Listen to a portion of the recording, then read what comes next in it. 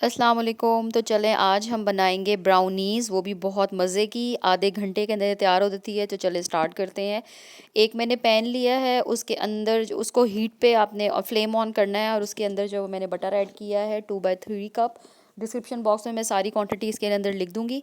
इसमें मैंने half cup जो है वो पानी ऐड किया और हाफ़ कप ही cocoa powder. It's up to you, अगर आपका कोको पाउडर ज़्यादा कड़वा है तो उसको थोड़ा सा आप कम कर लें, और अगर आपका जो है वो नॉर्मल है तो बेशक हाफ़ से थोड़ा सा ज़्यादा ले लें।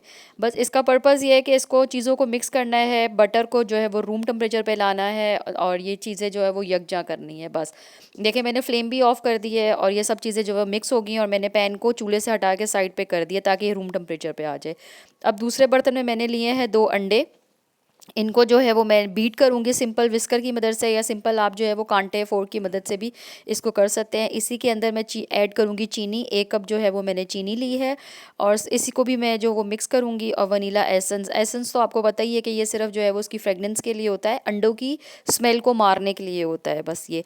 अच्छा, इसको बहुत अच्छे से जो है वो मैंने मिक्स किया है। ये देखें काफ़ी तेज़ी आ चुकी है मेरे हाथ में ये मैंने ज़रा फॉरवर्ड कर दिया था तो ये तेज़ी आई हुई है। अच्छा, इसमें जो है वो बेकिंग सोडा डलेगा 1/2 टी स्पून, और साथ में मैंने जो ऐड किया है वो नमक ऐड किया है। वो जो है आपको पता है कि टेस्ट एनहांस करने के लिए जब भी कोई मीठी चीज़ बना रहे होते हैं तो नमक हमने ऐड करना ही है।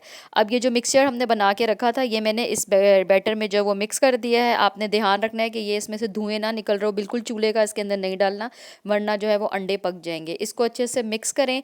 जब ये मिक्स हो जाएगा तो इसमें मैंने 2 कप ऑलमोस्ट इसमें डलेंगे मैदा, मगर मैंने पहले 1 कप ऐड किया, उसको मैंने बहुत अच्छे से इस तरह मिक्स कर दिया। वही अगेन मैं विस्कर से ही इसको मैं जो हूँ वो कर रही हूँ मिक्स। फिर मैंने जो है वो आधा कप और डाला, उसको किया, फिर उसके बाद मज़ीद आधा कप डाला। सारा मैदा आप एक साथ ना डालना, आप भी इसी तरह डाल ऐड करेंगे ग्रेजुअली, तो आपको बहुत अच्छा आइडिया हो जाएगा कि इसकी कंसिस्टेंसी जो है वो कैसी हो रही है। तो क्योंकि सम टाइम जो है वो एग का साइज़ पे ऊपर डिपेंड करता है, कभी ज़्यादा बड़ा आ जाता है, कभी छोटा आ जाता है, तो इसलिए बिल्कुल 2 कप आपने इकट्ठे नहीं डालने। अच्छा, वैसे तो इसके अंदर चॉकलेट चिप्स डलते हैं, बट मेरे पास नहीं थे तो मैंने बादाम निकाल लिए।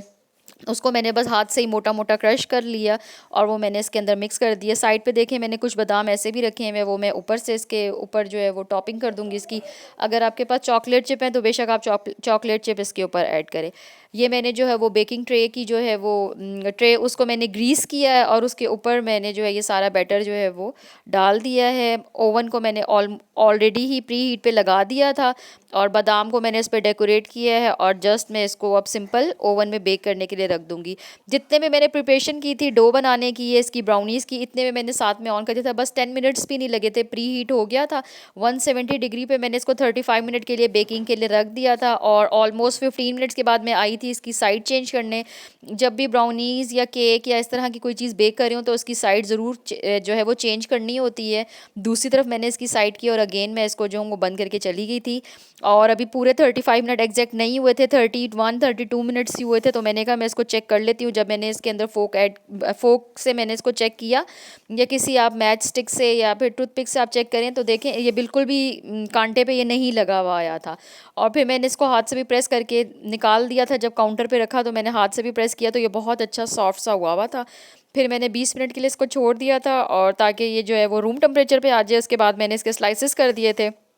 वो तो आपके ऊपर ही मर्ज़ी डिपेंड करती है कि आपने कितने इसके स्लाइस करने हैं कितने नहीं। और बिलीव करें ये बहुत ही मज़े का बना था, इसको ज़रूर ट्राई करना, और मुझे कमेंट्स में ज़रूर आपने बताना है कि ये कैसा बना, क्योंकि ये बहुत इजी और फास्ट रेसिपी है। चले, बेस्ट ऑफ लक।